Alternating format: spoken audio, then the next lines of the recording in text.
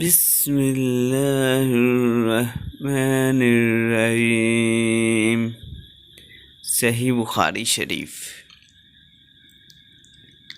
اس حدیث کو ہم سے سلیمان بن حرب نے بیان کیا، ان سے شعبہ نے و قتادہ سے روایت کرتے ہیں، وہ انس رضی اللہ عنہ سے اور وہ نبی کریم صلی اللہ علیہ وسلم سے نقل کرتے ہیں کہ آپ صلی اللہ علیہ وسلم نے فرمایا، جس شخص میں یہ 3 باتیں ہوں گی وہ ایمان کا مزہ پا لے گا۔ ایک یہ کہ وہ شخص جسے اللہ اور اس کے رسول اور ان کے ماسوا زیادہ عزیز ہو،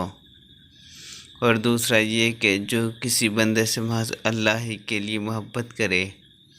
اور تیسری بات یہ کہ جسے اللہ نے کفر سے نجات دی ہو، پھر وہ دوبارہ کفر اختیار کرنے کو ایسا برا سمجھے جیسے آگ میں گر جانے کو برا جانتا ہے۔